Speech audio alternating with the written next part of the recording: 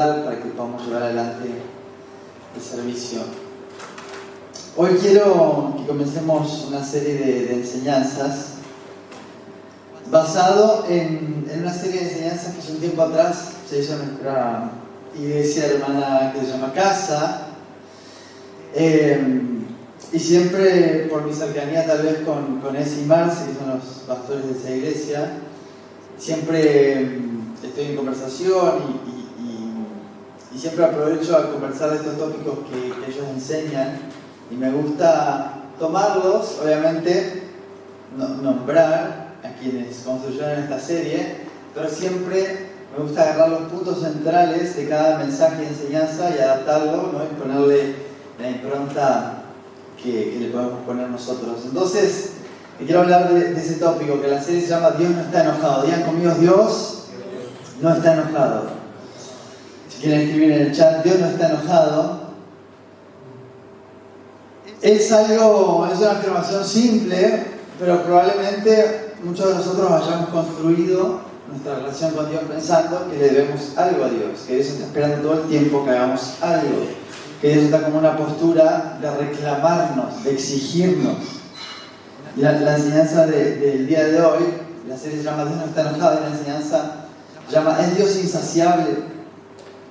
Porque muchas veces construimos una perspectiva de un Dios que parece, nosotros podemos decir, bueno, yo me imagino un Dios poderoso, compasivo, amoroso, pero muchas veces no nos damos cuenta y vivimos una vida cargados de culpa, cargados de esa sensación de que siempre nos falta algo, siempre nos falta algo para agradar a Dios, para conseguir estar a cuenta. Y empezó una serie, ahora sí una serie de HBO, ¿no? Que se llama Juego de Tronos, Game of Thrones. No sé si la vieron, muy conocida, ¿no?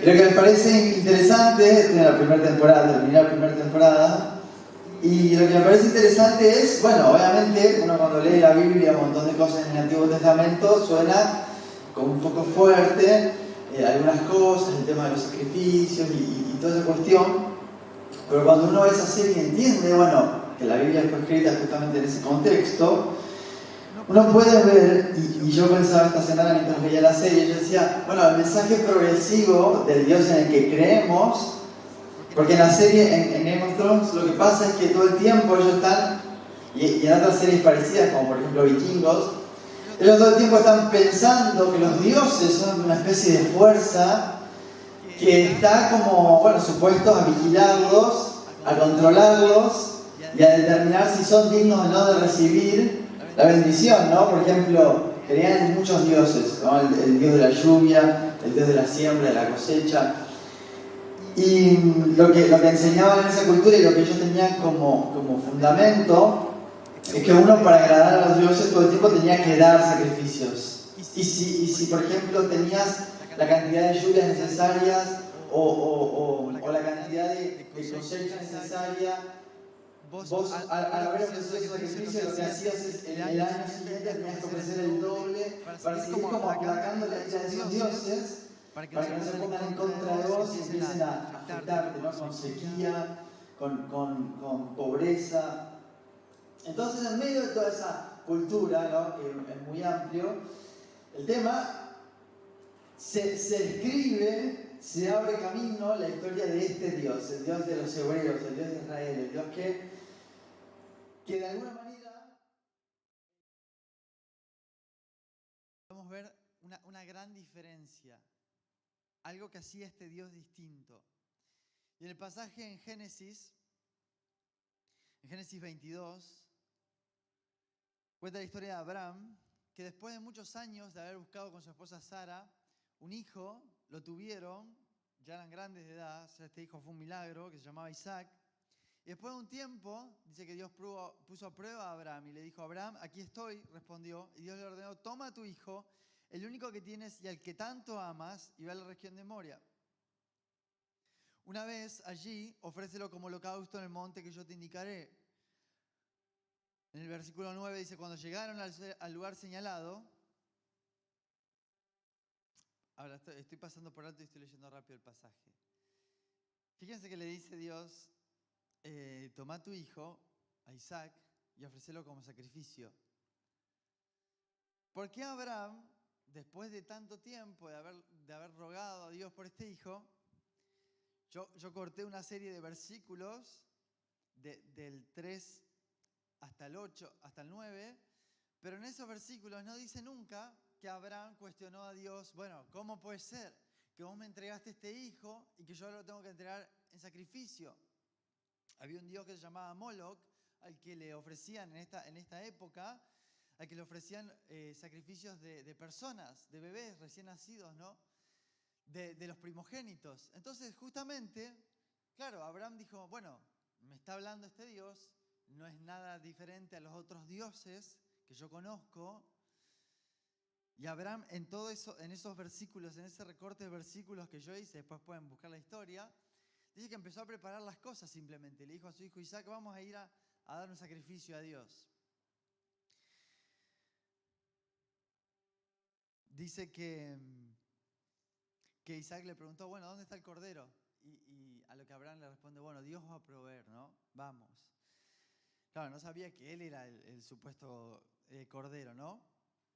Dice en el versículo 9, cuando llegaron al lugar señalado por Dios, Abraham construyó un altar y preparó la leña, después ató a su hijo Isaac y lo puso sobre el altar encima de la leña.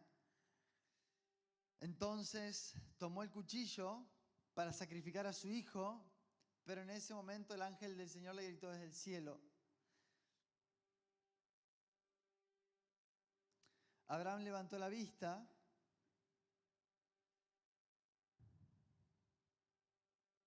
hice un recorte aquí de pasajes y me quedé sin el momento en el que Dios le dice a Abraham, voy a buscarlo acá. Tato, yo te lo había pasado, ¿no lo tenés ahí? Génesis 22, versículo 12.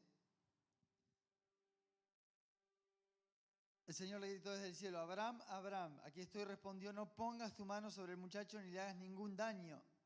Ahora sé que temes a Dios porque ni siquiera te has negado a darme a tu único hijo. Dice que Abraham alzó la vista y en un matorral vio un carnero enredado por los cuernos. Fue entonces, tomó al carnero y lo ofreció como un holocausto en lugar de su hijo. A ese sitio Abraham le puso por nombre Dios provee. Por eso hasta el día de hoy se dice, en un monte provee Dios. Ahora, la historia y el relato se vuelve mucho más significativo cuando tenemos el contexto, que Abraham estaba haciendo lo que él había aprendido a hacer, ellos habían aprendido a aplacar la ira de los dioses que te podían llegar a pedir diferentes tipos de sacrificios, en este caso incluso la vida de tu propio hijo. Y Abraham estuvo dispuesto a hacerlo, no cuestionó para nada. Pero cuando llega el momento, Dios le quiere dar una lección y le dice, bueno, vamos a hacer algo distinto, porque yo soy un Dios distinto. Yo no soy un Dios que pide, sino que da. Porque dice la Biblia en Juan 3:16 que de tal manera amó Dios al mundo que dio. No de tal manera amó Dios al mundo que exigió, que empezó a pedir, sino que Dios tiene en su verdadera naturaleza y en su verdadera esencia lo que tiene como principio fundamental, porque la Biblia dice que Dios es amor. Y una de las bases fundamentales del amor es dar. El amor se demuestra cuando uno da tiempo, cuando uno da de sus recursos, cuando uno da de sus ganas. Entonces, este es el mensaje progresivo de este Dios. Que claro, cuando vemos el Dios del Antiguo Testamento decimos, bueno, qué primitivo todo. Qué primitivo estar exigiendo a la gente y poniendo esa carga. Pero Dios viene a decir, ustedes están haciendo las cosas de esta manera. Y ustedes creen que tienen que aplacar la ira de los dioses. Pero lo que yo les vengo a traer es una nueva concepción y una nueva dinámica en donde ustedes no me deben nada, sino que yo tengo esta gran necesidad y esta gran carga o esta necesidad de darles, ¿no?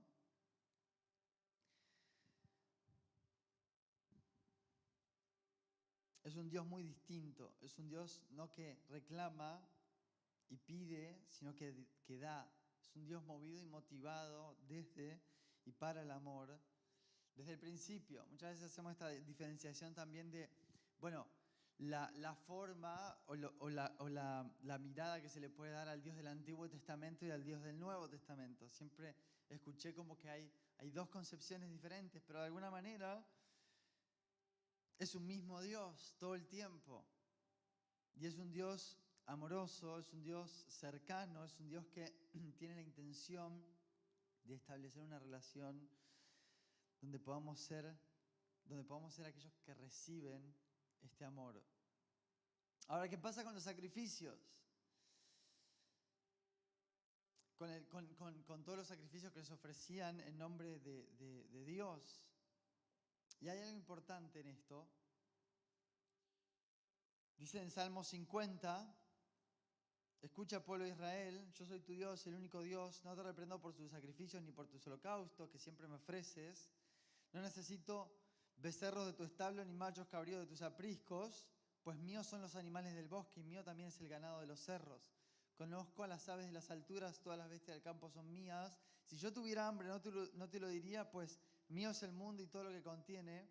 ¿Acaso me alimento con carne de toros o con sangre de machos cabríos? Lo que tenemos que entender es que en esta época, en este tiempo, los sacrificios tenían que ver con la conciencia humana, no directamente con la necesidad de aplacar la ira de este Dios, sino con la necesidad, los seres humanos, de aplacar su conciencia, de aplacar esa culpa y esa carga, ese vacío profundo existencial que vive en todos nosotros, en el que sentimos que no somos dignos, que no somos merecedores, que tenemos que hacer más de lo que se nos pide, que nunca es suficiente. Es una carga y un vacío interno que cargamos todos nosotros, y a eso muchas veces le atribuimos que tiene que ver con Dios. Y si la cultura se encargó de alguna manera de poner en nosotros este pensamiento y esta carga, la iglesia, yo pienso que se encargó también de amplificarlo al 100%.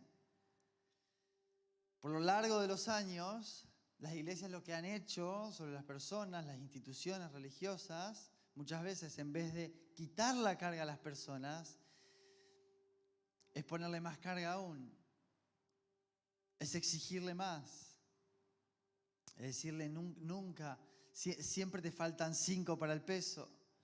Hace muchos años había escuchado la prédica de un pastor muy conocido, que es muy conocido todavía el día de hoy, y que tiene gran influencia dentro del mundo cristiano. Y obviamente uno tiene que ser escéptico con lo que escucha, ¿no? Y darse el espacio de cuestionar. Lo que estoy escuchando tiene que ver con lo que yo creo de Dios. Y yo hace tiempo escuché una frase de él que él decía, bueno, imagínense si vos tomás un vaso de agua y le echás una gotita de suciedad, todo ese vaso va a quedar impuro. Y Dios nunca va a tomar algo impuro, decía. Entonces, bueno, uno ahí empieza con la carga de decir, bueno, es imposible, como dice Peter Capusotto, ¿no? Es imposible. Es imposible. No puedo... Bueno, nada. Perdimos. Desde que me levanto apurado, no me levanto como quisiera y ya empiezo con una actitud que no es la correcta y por ahí en el camino, no sé, me llevo por delante a alguien, trato mal a alguien, llego a mi trabajo, no con toda la actitud y el amor que quisiera, que representaría a la vida de un cristiano, de una cristiana. Y así empezamos, ¿no? Y si uno dice, bueno, ya está, ya se me... Y bueno, un insulto que otro, y ya te va a decir, bueno, ya estoy al horno, ya no me queda más chance. Si 99% del agua es pura, pero hay una pequeña gotita de impureza, ya Dios dice, bueno, no, a la distancia, no puedo hacer. Uno dice, bueno,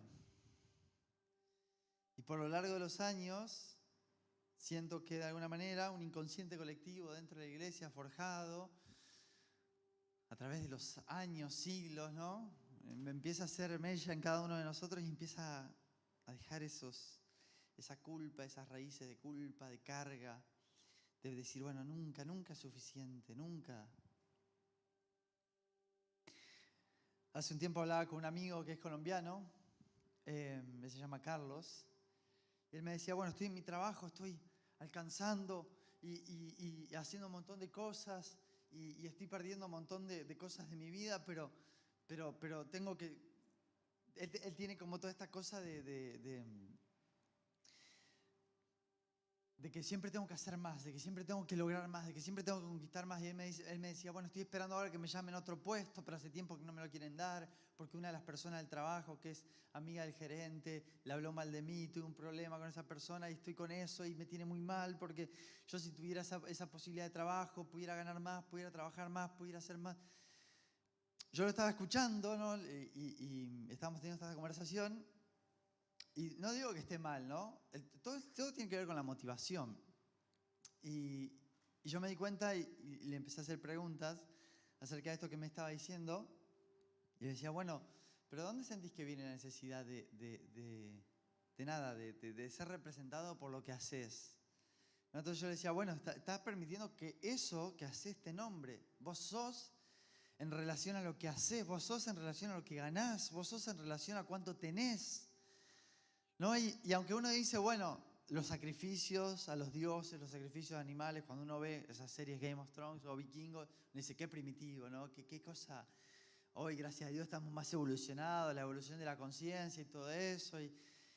Pero muchas veces seguimos corriendo atrás de las mismas cosas y seguimos tratando de aplacar la ira de no sé quién y seguimos tratando de conquistar y hacer y lograr para sentirnos dignos, para sentirnos merecedores, para sentirnos que haciendo más vamos a poder ser suficientes. Y eso empieza, si uno no sabe detectarlo y no lo trae a conciencia, lo que empieza a hacer es que vos te sentís digno en la medida que realizás, que tenés, que haces, que alcanzás.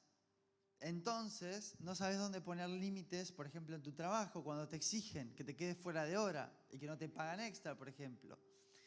¿No? Y empezás a entregar más de lo que se te está dando porque no conoces tu valor, porque no tenés en claro cuánto vale lo que vos haces.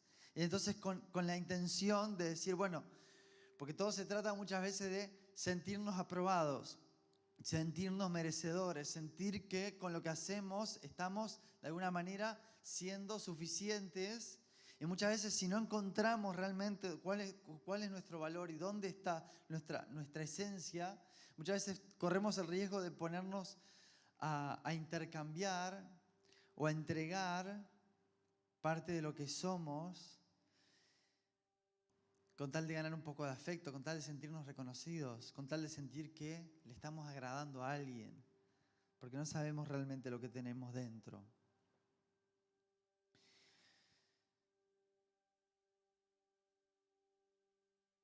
Y tenemos semejante carga en nuestros hombros, ¿no?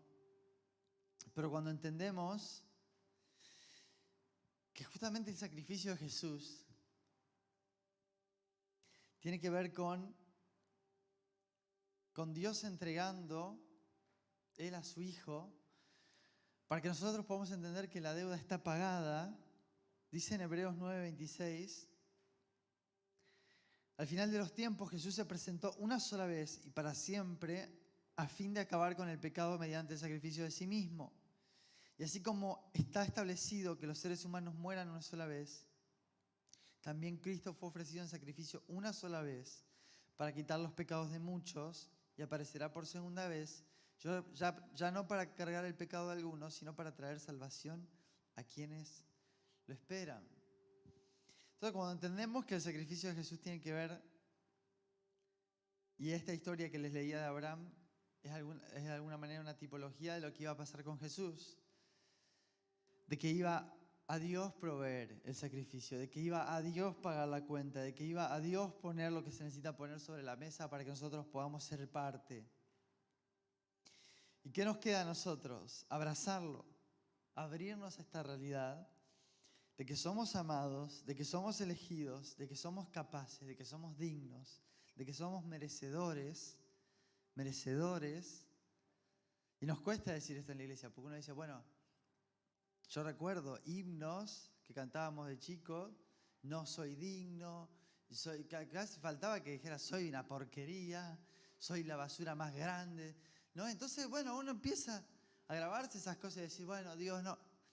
Y en las series estas, ¿no? Lo que pensaba también es que, bueno, ellos se relacionan con los dioses como de una posición, bueno, obviamente, ¿no? Súbditos. Y de alguna manera replican la imagen que tienen de Dios, porque siempre como es Dios, como nosotros vemos a Dios, después hacemos acá en la tierra, es hecho acá en la tierra. Y ellos replican a los reyes como alguna especie de Dios en la tierra, en donde lo que dice se hace, pero a rajatabla. Y uno dice, bueno, no puedo entender eso, ¿no? Como nadie cuestiona, como nadie... Pero muchas veces nos creamos esa imagen de Dios en la que nosotros somos como súbditos, ¿no? Y en la que le decimos a Dios, bueno, no merezco nada, no me mires, no, Dios, no. Y Jesús vino a establecer claramente que ya no nos iba a llamar siervos, sino amigos. O sea que quiere establecer una relación de confianza, de cercanía.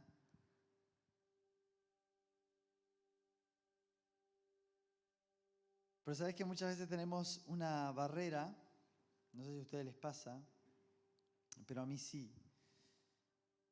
Y decimos, bueno, entiendo que Dios me ama, todo, entiendo que la cuenta está pagada. ¿Qué me toca ahora? Bueno, obviamente, cuando vos te abrís a ese amor, a esa realidad, y te das cuenta, no hay manera de que eso no te llame a reorganizar tu vida, a que quieras vivir de una manera más consciente, en plenitud, tratando de hacer menos daño cada vez a las personas que te rodean, de hacerte menos daño a vos, de vivir en paz. En la medida que vas integrando todas esas cosas y ese amor de Dios, vos decís, bueno, empiezo a cambiar, no como una exigencia, sino como un deseo de decir, bueno, necesito adentrarme en esto y reorganizar mi vida. Pero una de las cosas más complejas en este punto, y con esto quiero terminar, es que muchas veces lo que nos impide y la barrera que nos impide acercarnos a Dios es justamente nuestra conciencia, nuestro cargo de conciencia, nuestra culpa y muchas veces el orgullo de no dejarnos amar, de no dejar que Dios nos demuestre su amor. A mí me cuesta mucho dejar que me inviten. Me cuesta mucho que me inviten una comida, ¿no? Por ejemplo. Peleo mucho con eso. Ustedes dirán, bueno, qué cosa rara, ¿no? Pero hay algo que me saca de las casillas cuando alguien me quiere invitar. No puedo hacer, no lo puedo controlar. De alguna manera no me gusta deberla a nadie y es testigo. Una vez tengo varias historias de estas, ¿no? Y varios recuerdos. Para darles algunos, estábamos volviendo de Mar del Plata y quedaban unos 100 kilómetros para llegar más o menos. Y yo había puesto el auto para ir con los chicos. Y uno de los chicos dice, bueno, vamos a llenar el tanque y que te queden estos 100 kilómetros y que te quede el resto de la nafta porque vos pusiste el auto. Y yo me agarré una locura, o no, va a dar fe. Y casi nos trenzamos porque yo no quería yo digo, no, a mí nadie me regala nada, de ninguna manera. Pero a los gritos, ¿no? Ahí un escándalo fue en la estación de servicio. Y otras oportunidades más donde de verdad me pone mal porque... Y yo empecé a revisar ese pensamiento, ¿no? Otra vez estábamos con mis primos Ezequiel y Marcela y habíamos ido a comer en un restaurante que yo le había dicho, bueno, mi primo siempre que viene acá le gusta ir a las cuartetas, a las pizzerías, a los bodegones, que son muy ricos. Pero yo dije, vamos a ir a otro tipo de restaurante. Y fuimos a un restaurante y comimos ahí. Llegó la cuenta y dije, yo los quiero invitar. Me hicieron una engaña pichanga, como quien dice, y terminaron pagando ellos, ¿no? La cuenta para todos. Y a mí me agarró una... Les juro que me afecta mucho, ¿no? No lo puedo controlar. Pero muchas veces pienso que tiene que ver con esa no aceptación, ese orgullo de no dejarse abrazar. Y lo mismo hacemos muchas veces con Dios, ¿no? Lo ponemos a distancia. Decimos, no, yo me lo voy a ganar. Quédate tranquilo, vos mirad afuera, yo me lo voy a ganar.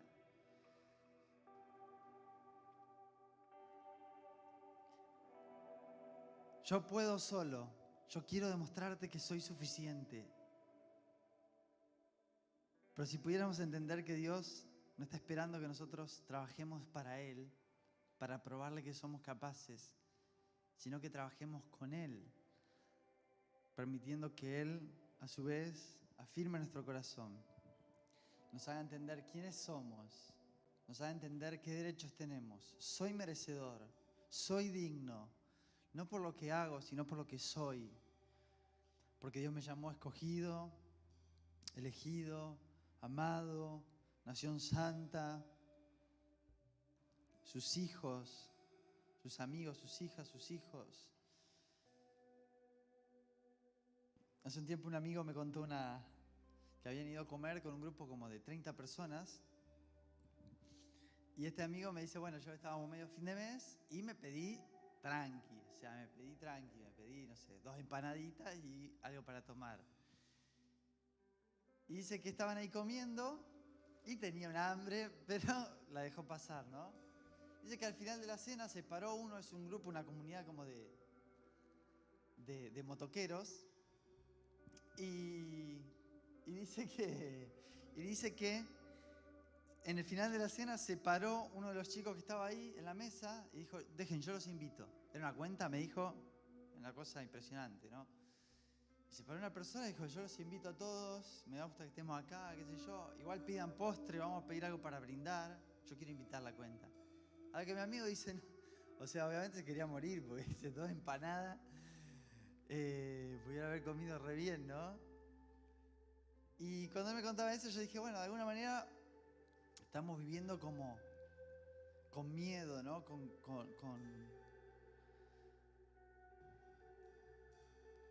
No viviendo al 100% la vida que Dios puso enfrente de nosotros, sino que muchas veces limitados por nuestros miedos, por nuestra inseguridad, por estos pensamientos, estas creencias que están en nosotros. Pero si pudiéramos entender que la cuenta está apagada, que a partir de hoy, obviamente vas a decir, bueno, vamos a hacer descontrol. No tiene que ver con eso. Tiene que ver, incluso si en algún momento de tu vida caes en esos vacíos, bueno, Dios te va a restaurar y va a trabajar con vos para sacarte de ahí.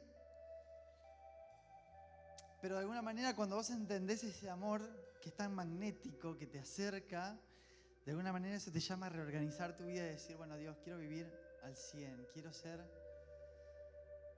cerca de vos. Y entender que si incluso nos equivocamos, y la Biblia lo dice bien claro, no tenemos un sumo sacerdote que no nos entienda.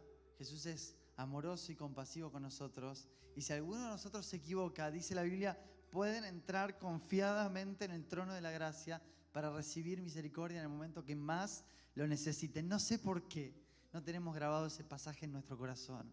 Que cada vez que hacemos algo que está mal, que nos aleja, parece del camino de Dios, en realidad lo que está haciendo es acercarnos al trono de la gracia.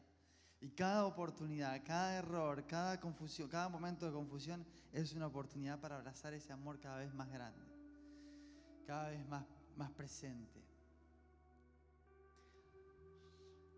¿Es Dios insaciable? Déjame decirte, la cuenta está pagada.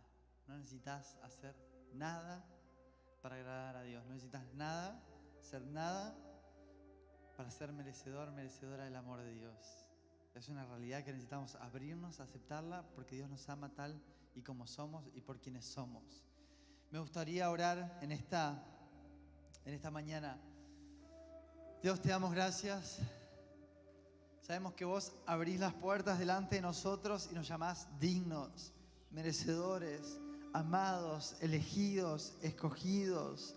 Tenés planes de bien para nosotros, de bienestar, de prosperidad.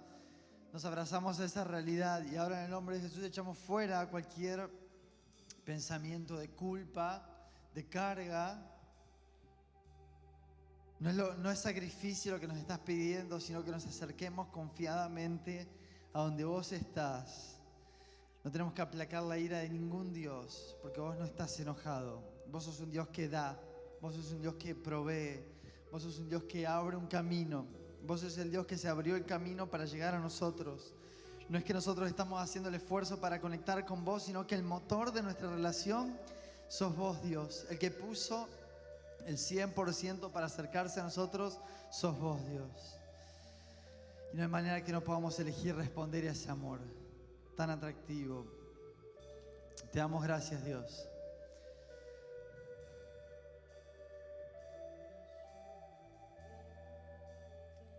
Tenemos que podamos cantar juntos una vez más.